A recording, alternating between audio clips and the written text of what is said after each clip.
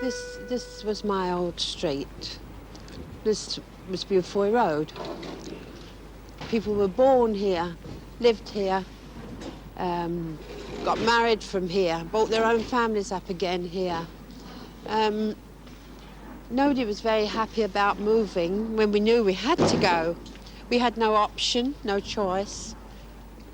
We were just told it was a compulsory purchase order.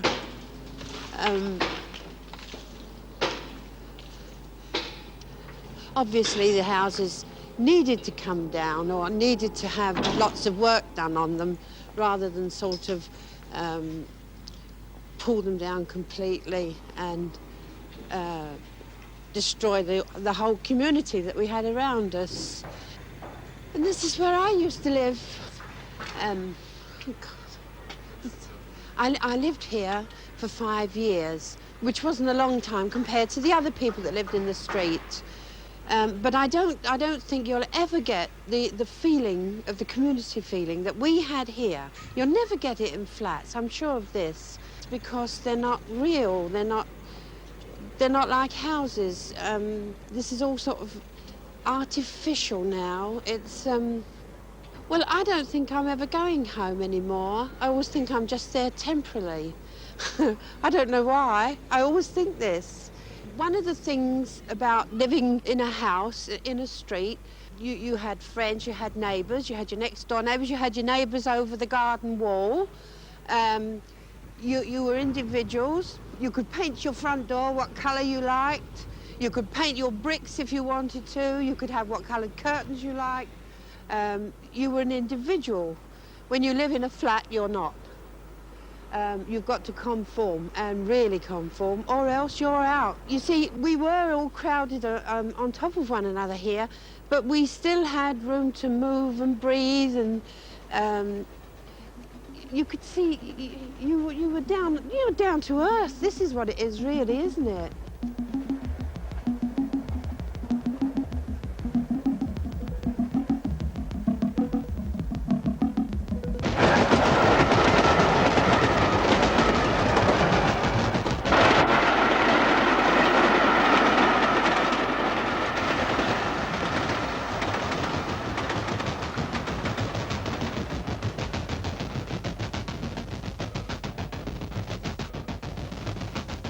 This is a council estate in London, between Battersea Park Road and the railway, built by Wandsworth Borough Council.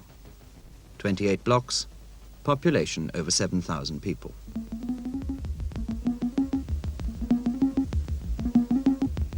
This is 20th century man. This is his natural habitat. Today, no more people live here than when all this was slums. The new shapes look tidy and well disposed, but it's the people inside them who have to call them a home, who have to find a sense of belonging.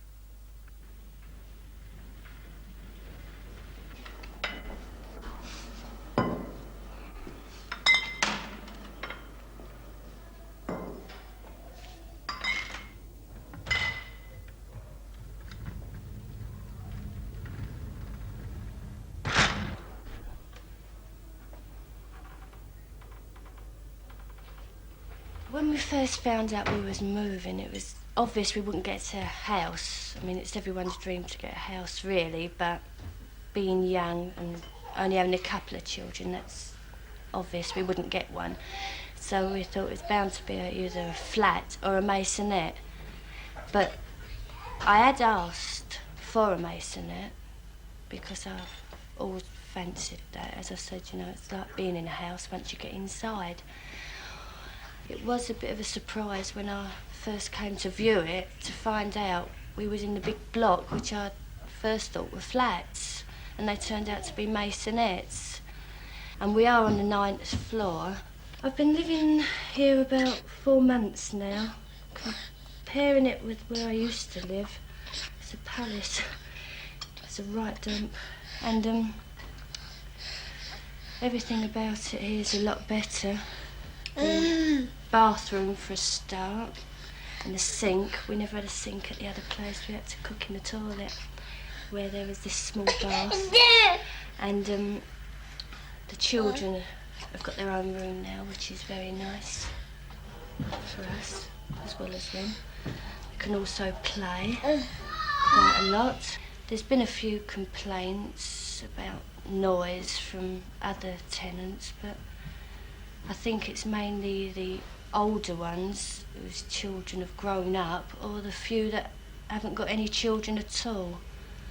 I can understand, but I don't think everyone will be all friendly and happy and laughing together just because we're all living together, because it's obvious. I mean, I don't really know anyone on the next floor, and I don't, you know, it's just I know someone in the next block, but that's only because she lived near me where I used to live. I think we tend to just stick to our own landings. We haven't got around to having, you know, like social evenings or anything like that. Whether anyone has started up, I don't know.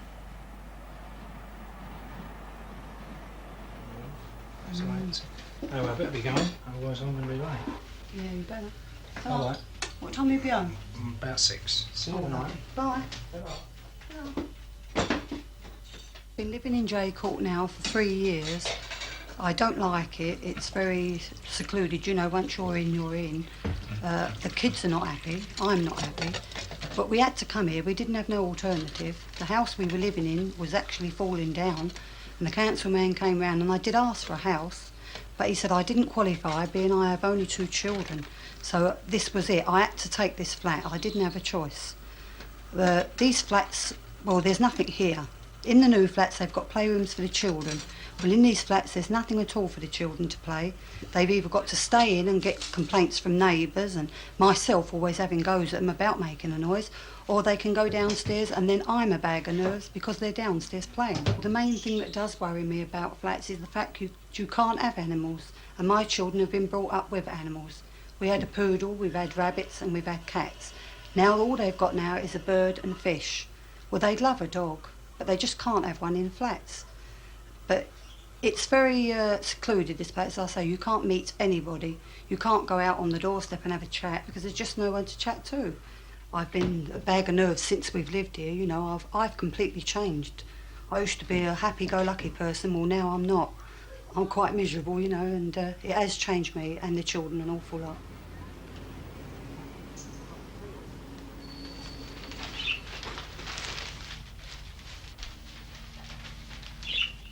We've been living in this flat for 14 years, you know, just over 14 years.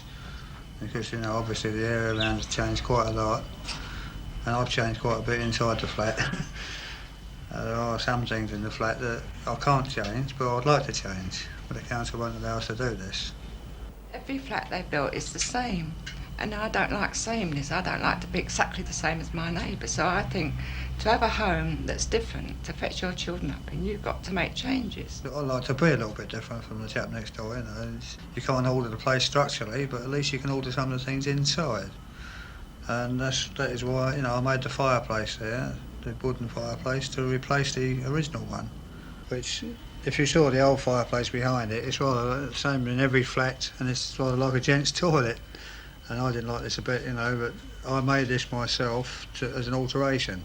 But it isn't fixed, it is only a temporary, you know, standing there, and it's stand up on its own steam. I couldn't fix it because if I did fix it, the council would be after my blood. You know, you're not allowed to make any alterations, even if they were improvements, according to the council. And the other thing was the ceiling, of course. On the ceiling, the original ceiling, there was a plaster up there which rejected everything that you put onto it, doesn't matter what it was. So eventually what I had to do, I had to stick the plastic type tiles, you know, as you see on the ceiling now, I stick those up there to completely cover it up, you know, because nothing will take on the ceiling itself. Plus the fact it's a bit more decorative, isn't it? It's a bit of a battle, this. We've tried to change the flat, but the flat's changed us a bit as well, I believe. You know, I think this is, you know, you can't avoid this. I say, if you don't become a flat dweller living in the flats, I think you finish up at a mental institution very quickly. We adapt ourselves to a way of living in flats after being here 14 years. You have to live as a flat person. Either if you live in a street, you're just, you know, you've got neighbours, you can go and knock on doors, but in flats you're just so lonely that you just get used to it in the end. You just can't take people from a house and put them in a flat and say, get on with it. You just can't do it, it's not done. You've got to have some sort of freedom. If these people have had freedom and they're closed into a flat, they're going to be a bundle of nerves like I am. I should imagine, judging by myself, once your husband goes to work, all you've really got left to do is the housework.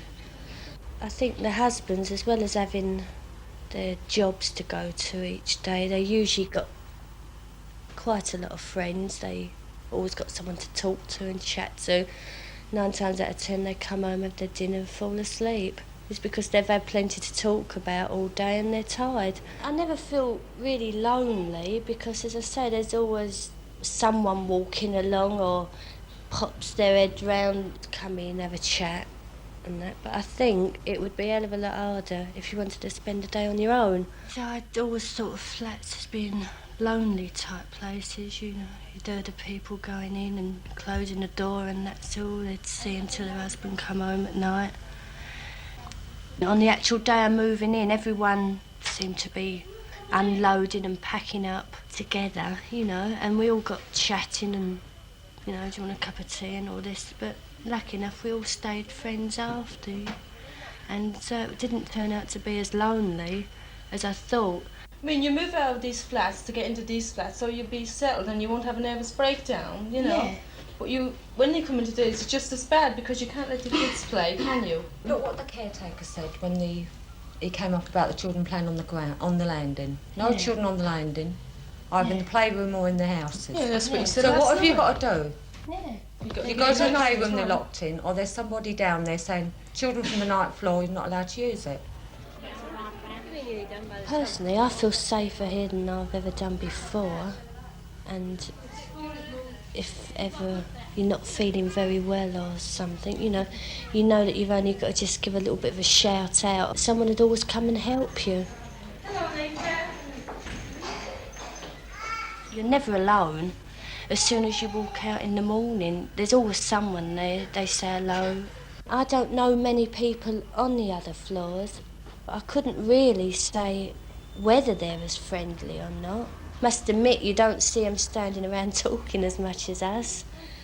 And maybe this is why we've had a few complaints about it being noisy up here. But I'd rather have it than being completely on my own all day. I feel very shut in this flat. I feel like a prisoner, you know, at times. I sit and cry sometimes, where I get so fed up with myself. There's nothing to do once you're in there. And you've got no one to speak to, no one comes and visits you, because we're up 11th floor, you know, and a lot of people don't like the lifts, so I don't see anybody. There's only 4 people living on the landing, and they all go to work. So once I'm in there, you know, that's it. It's quite impossible here, really, because opposite we've got an old lady living there, you know, and I'm young and she's old. We've just got nothing in common, you see. But I have one friend opposite the other side, but she goes out to work all day, so I don't really get much chance to talk to her.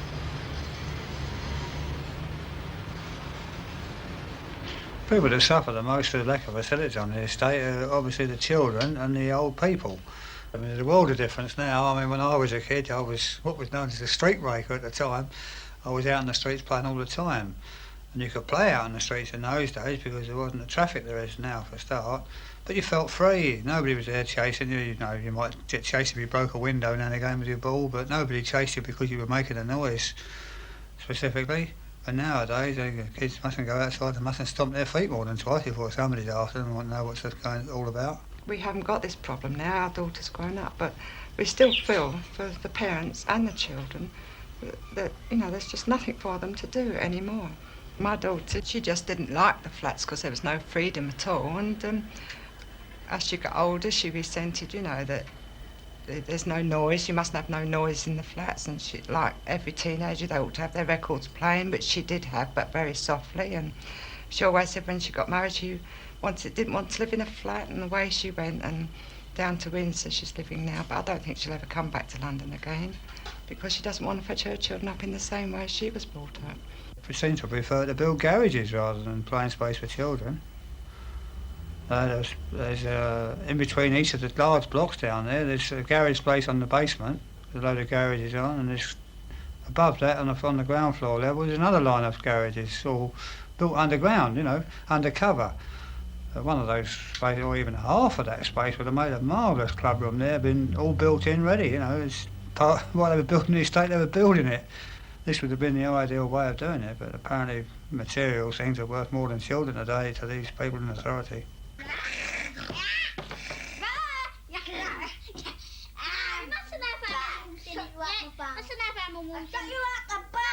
We can blow your thing up with this, look, because it can turn around and it can go.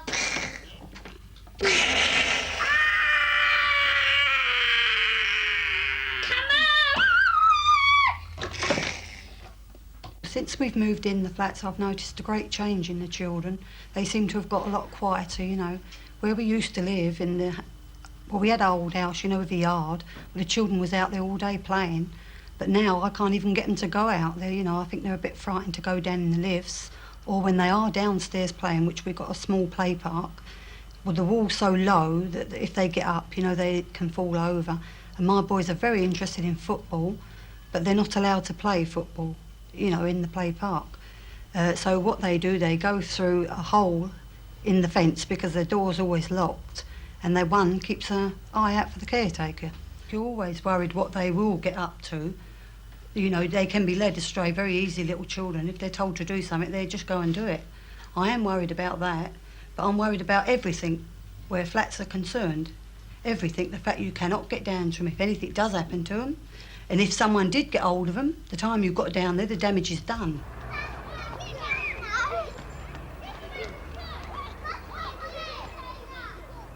They do have to get out and play, or else they'd be shut indoors all the time.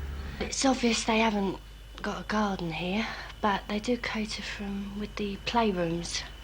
There's not one to every floor, but you can share it through the fire escape, which is quite good if they can get down to them. They keep locking the doors now and again. But they're not allowed to take balls down because of the window and that. They think that'd be a bit too much.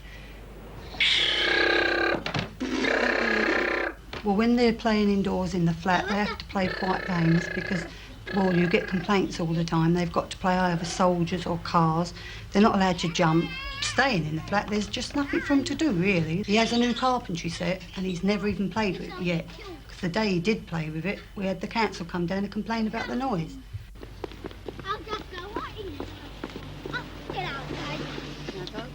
But if they go over the park, well, they just run wild. They love it. They can have their bikes. They also can play football, but they cannot go unless I take them. And that's only when they're on school holidays. I do manage to take them every day because I leave me work and I take them for the whole day. And they go mad. They don't want to come home, and I'm there till 7 o'clock at night sometime, from 9:30 in the morning. Well, they just run wild. They can play with their bikes, they can go in the water, they can do anything they like without anybody saying, you mustn't go there, you mustn't do this, and you mustn't do that. They're free, and they feel free, and they really do enjoy themselves.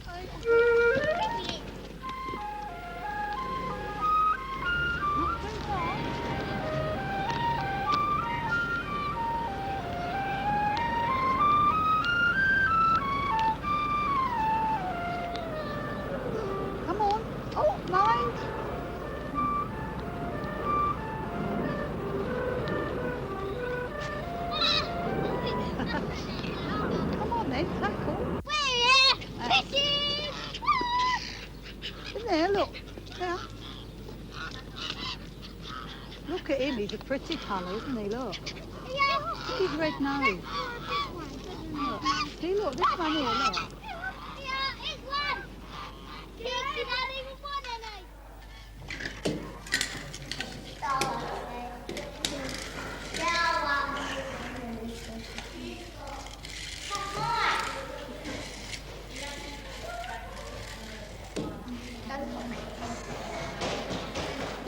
I don't think children should play in corridors. They should have somewhere to play. But, I mean, here they haven't got anywhere to play at all. They shouldn't play in the corridor because it's tormenting. I mean, when you've been at work all day and you come home, you don't want kids outside the door screaming and shouting and playing football outside the door, and you're forever laughing going out and say, why don't you go up the other end of the corridor? Why don't you go out and play outside your own door? Which I don't think it's right. They shouldn't play out in the corridor.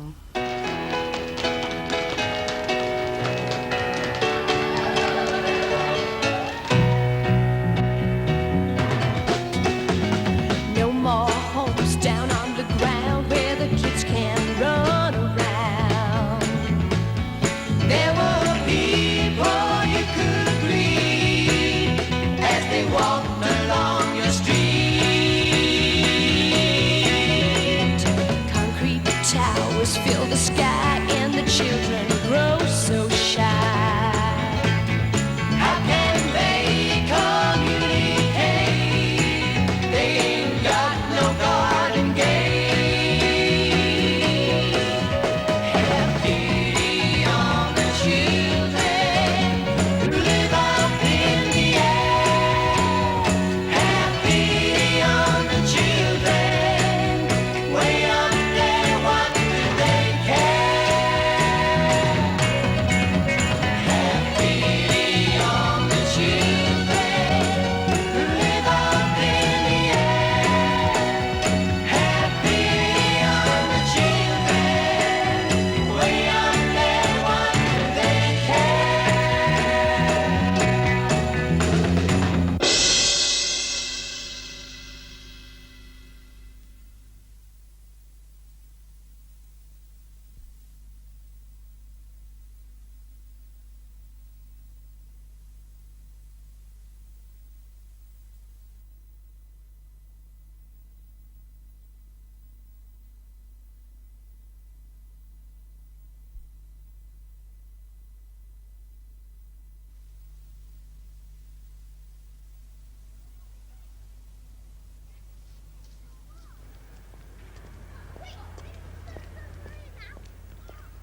As soon as I get up, I usually put the kettle on for a cup of tea as first, and then I dodge round and do my little bit of work. And then about 10 o'clock, I go for a little walk all round, do a bit of shopping, which takes me about an hour and a half.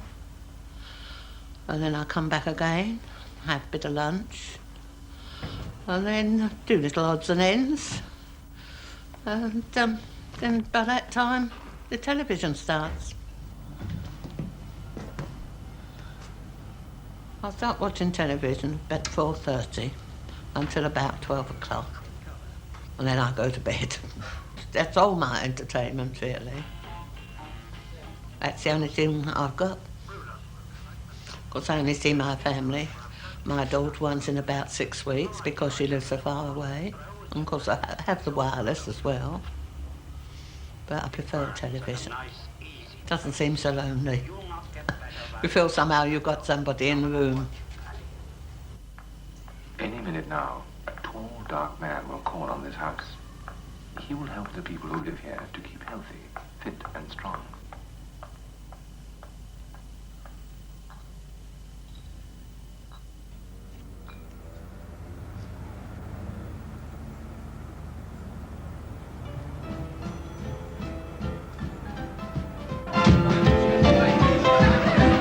They're building flats where the houses used to be, where we once sleeping, now we are eating. They're paying rent where we used to live free, and no one to say it's done over another day. Then they say, "Look behind, and out all the bucks."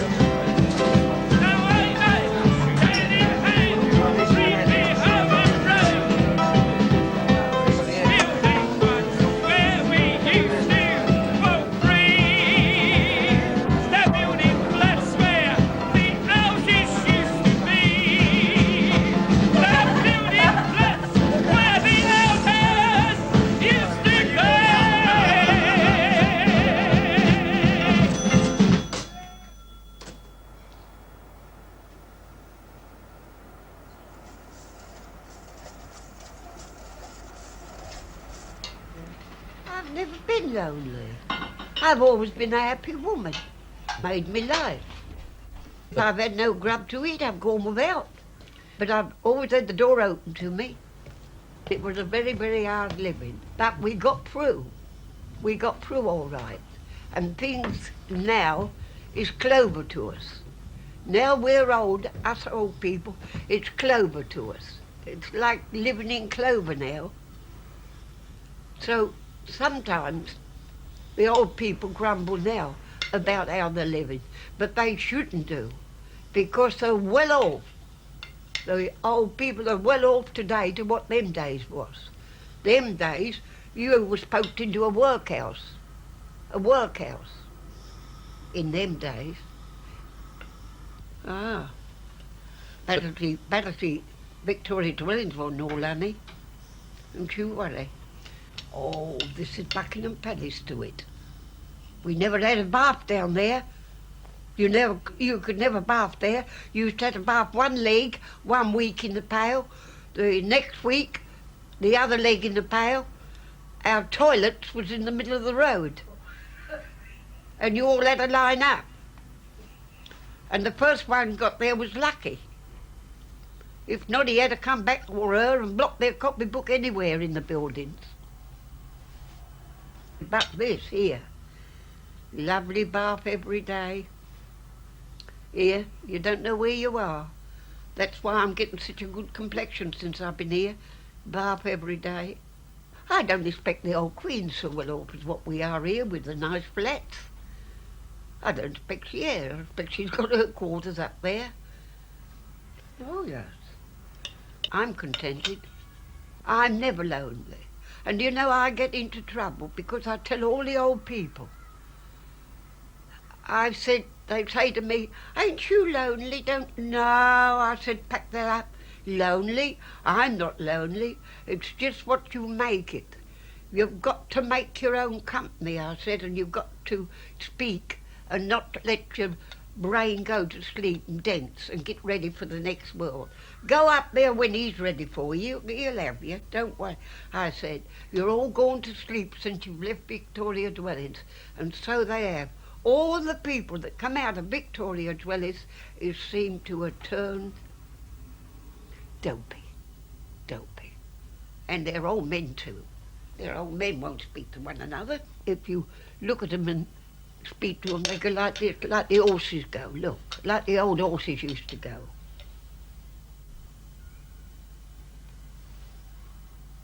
Look out their blinkers to see if you're looking at them.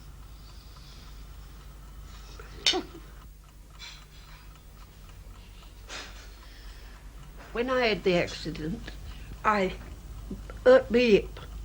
I broke this hip, and this arm I ain't got properly right. I came home from hospital. I walked straight in on my 2 sticks. I sit down. The wonders hole in the place. I sit down. I look round. There wasn't a neighbour come and knocked at the door and said, could I make you a cup of tea or give you a cup of tea? At Christmas Day, I was 89. Nobody, not even my people, never come and knocked at the door and said, here's a quarter of tea for you. Quarter of tea.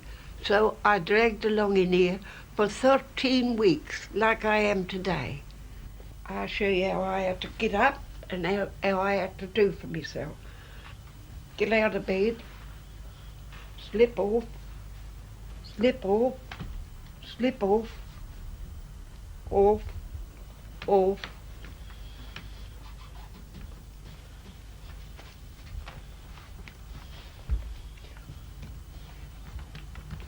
All round the room, all out the passage, all round. Pull myself up with the chairs. Pull myself up, round, as far as I could get round. Here, round, round.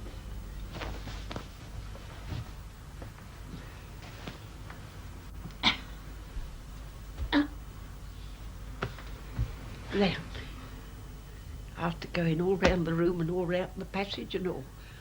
Pull myself up sometimes with the chairs would come on top of me at least, send me backwards. But I managed.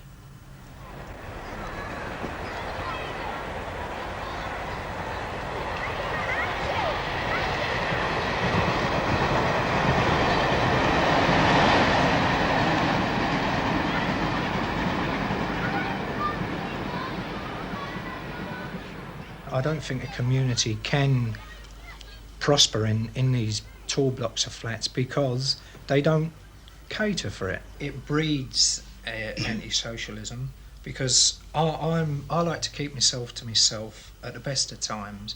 I mean, when I was living in a house, everybody you go by, you know them, so you said hello to them.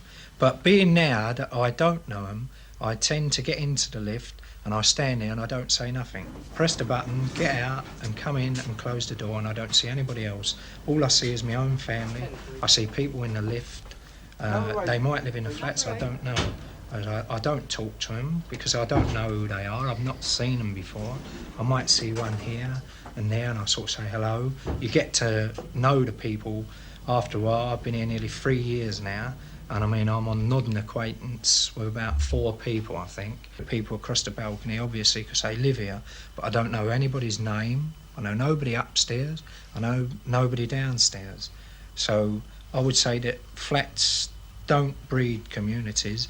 They breed individuals, and people are gradually becoming like little cells, and that is the trouble with things today. Living in flats does shape your life, or living anywhere does shape your life and your character in years to come. So that is one of the reasons I want to get into the country, because I want my children to grow up in a nice, happy atmosphere and a friendly community. Now, I've had it many a time. We've gone out to the mother-in-laws, stayed down here, we've gone out to the woods or just out a little bit further where there's farms, and we've been playing by the water, and up comes a person, I mean, and they say to you, good morning, how do you feel, and all that. So I mean, you get the community there, whereas in London or in these flats, if you go down and you take your children anywhere, somebody comes up, you can't do that, you're not allowed to go there, get off the grass, what you're doing on the grass, you're not allowed to do anything like that. It's all rules and regulations. It does breed people to get more, well, violent as it is today, because I mean the new estate opened over there, and there's nothing for them to do here, people, or not so much people as children. And when I say children, I mean boys and girls up to the age of 15, 16. They've got nothing, or they've got nothing at all over that age, but they went over them flats over there, and I was looking out and I could hear it smashing, and I thought it was milk bottles. And when I went down there, I went round, they'd smashed the complete lot of windows right the way along the new flats before they opened, and I think they'd done about £700 or £800 worth of damage. I don't think I'd give it these places 20 or 30 years before they become slums. I think I'd give it 2 or 3 years, the way they're going at the moment. For example, the sheds being broken into. I mean, the kids all come along here, as we've been told that all the windows been smashed. About 300 windows been smashed. The sheds have all been broken into. But then again, I think it's for the teenagers, really. I mean, they all walk around here at night time in gangs. They get up to mischief, and it's only natural. They just haven't got anything to do. So they make themselves something to do by breaking into sheds, breaking windows. I did use the drying rooms until mine was broken into. I haven't any idea who did break into the drying rooms, but it seems to be the same lot that get broken into every time. We've all got a rough idea that it's, you know, the young boys that want somewhere to go of an evening, and they pick the drying rooms. Well, the only place we can go is the Educational Youth Centre for organised sports. Well, I think the club's pretty good, you know. I mean, it's a good place to come to. You've got fencing, football, judo, boxing, but there could be another one. For simple reason, it's all right to say that you want to do these things, but if somebody doesn't want to do nothing, I mean, you can't come over here and do nothing at all. You've got to do something. You can't just sit about in this club, you know, otherwise you get out. A lot of kids don't want to come over here. I mean, if you're going to get out, you might as well not come in the first place. You want a club where you can go to and you can just kind of suit yourself what you do. Teenagers being shut up for so long in the flats, they come out, there's nothing for them to do, no activities, so they start off, they smash milk bottles, and it leads from milk bottles, they smash windows, they do it to people's property, and then in the end they start smashing up people.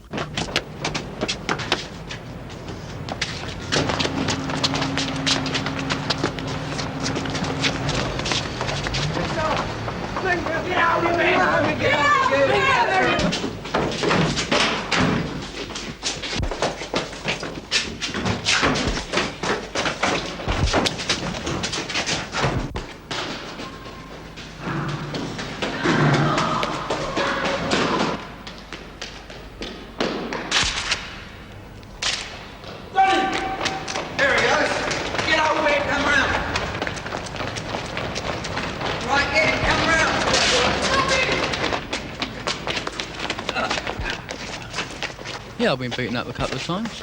I mean, it's not unusual, is it? I was it. You went that way and I went down on the floor. They started kicking me, so I got up and run. Lucky enough, I got away, you know, but they didn't come after me. I just done it for the fun. People write that teenagers are violent, all of them are, because they like to blame people. I don't know why people write that, because it's not true. Well, some of it is, but most of it ain't. Well, I wouldn't think that sort of thing happens in Battersea. Well, not where I live. I've seen it happen, like in the park and down Clapham Junction. It happens. It's happened to me, but I've never done it to anyone else. I wouldn't do it to anyone else. I'd rather be in the position as Tony than I would chasing him. Well, I was playing the part where I was getting beaten up, and I didn't like that much. And I would rather play the part of being chased, of chasing than being chased. I think it was wrong of you to film this sort of fight because it gives people the wrong impression entirely. Yeah, but if they know this fight was fake, yeah, well, they don't, do they? Well, they do now. Don't get the wrong impression. I mean, you can show someone something and then tell them it was all put up, but they still remember what happened. Yeah, I don't care how much you tell them that it was fake. They're still going to have that impression in their mind somewhere that someone was getting hurt. You. The Tennis Association, you know, is very important. The role of it is to give the people on the estate something to do and some interest that can keep them, band them together. In fact, you know, the old saying, divided we fall, united we stand, is very, very true. Good morning, my dear. I'm from the Tennis Association. We're holding a meeting Wednesday evening in the basement of J Court. Can we count upon you to come along and support us? Wednesday evening? Wednesday evening, 7:30. Oh. That's in the basement of J Court. Well, the Tennis Association has really got two importances. No, the first importance is liaising with the council so that you can talk with the council. And secondly, for the social side of the estate, which is a very important thing as regards the people, because it gives the people an interest outside of their own particular flat and gives them an interest that keeps them sane, if you like. You know? Nobody feels that they own anything on any estate, you know, they think that the council owns it. But I know and you know that the council don't own anything, they don't own a brick. The property belongs to the people. We've got a meeting on Wednesday evening, very important meeting on the estate. Can I count upon you to come along with us? I can't walk. Well, we'll get you round there, my darling. We'll get you round there if you'll come. Yeah, There's the notice, look for the meeting, if you'll come along with us. I can't, I'm sorry. No, I can't. You can't make it? No. But you'll see all your neighbours and make sure that they all come, will you? I don't know any We'll have a word with your people, have a word with your friends. The Tennis Association, they are there with the people and they're talking to the people that live on the estate. They know the problems of the people that live on the estate. The ideal situation, I believe, would be for the council to allow the Tennis Association to run the day-to-day things on the estate with the council backing. An estate is like a little village. And no village functions without its village hall, and we haven't got a village hall to function from. Can we count upon you to come along to the meeting in the basement of J Court? Wednesday evening at 7:30. Yeah, okay.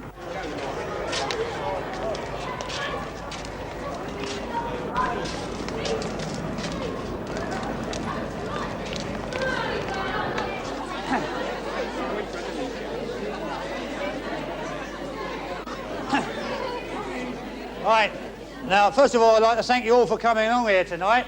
I know you must all be feeling cold, and you'll probably feel colder by the time we're finished. But unfortunately, Wandsworth Borough Council can't afford to build a club room, or they're too bloody mean to. I'm not sure which it is. This meeting has been called tonight to discuss the problems that affect us all on this estate. Not just on the old estate, but on the new estate that is being built and being filled up at the moment. We all have our problems. I know about them. I'm sure you know about them. And tonight is your chance to speak about them. And for goodness sake, speak up. Don't be afraid. Speak out nice and loud, and let's hear your problems. Right, that lady here, yes. There's you, dear. Mrs. Markham, number 3 Francis, just away. People say it's the kids that break everything. It's the kids that make a mess. But I tell you, it's not. When I first moved here, every day for 3 weeks, I cleaned out the chutes, I cleaned out everything.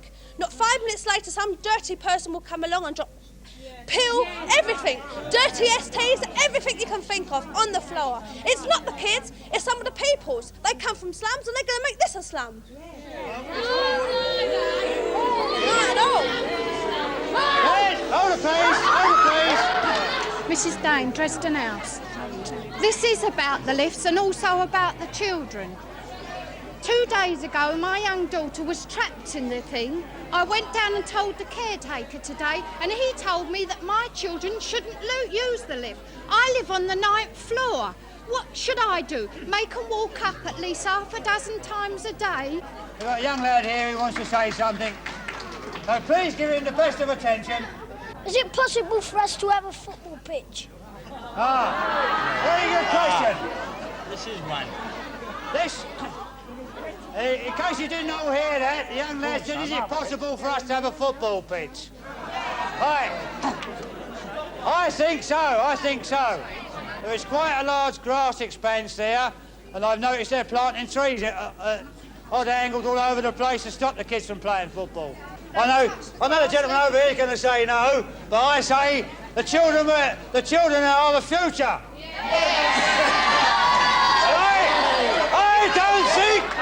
I don't think anybody should have the right to tell children that they mustn't play. Let's have a experiential control first. It starts indoors, the control of these. Look at them all out here this time of night. They should be home and in bed, doing their own work.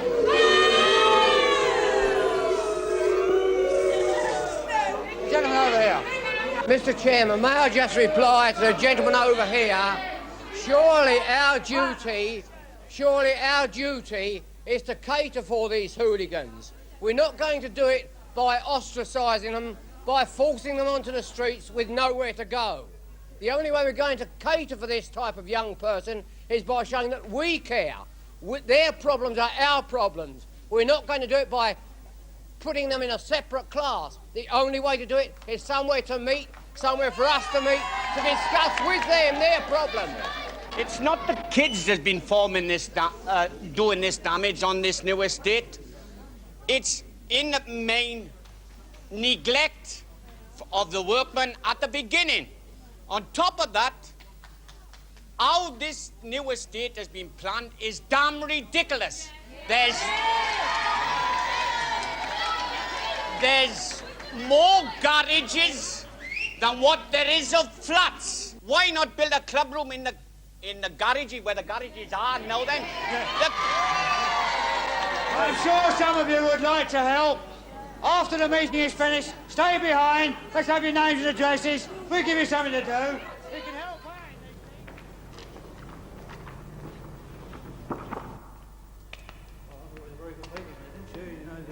Very noisy. Kept us all warm anyway. Damn cold, wasn't it? I like a noisy meeting myself.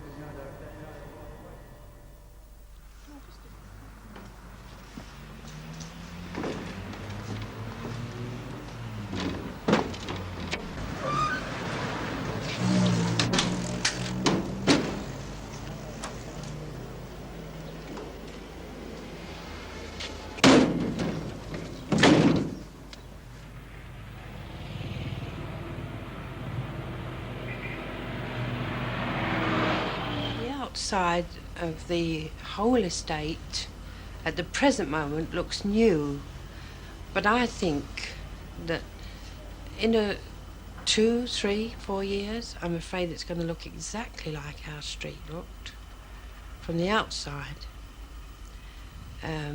It's gradually, even now, changing from when we first came in here.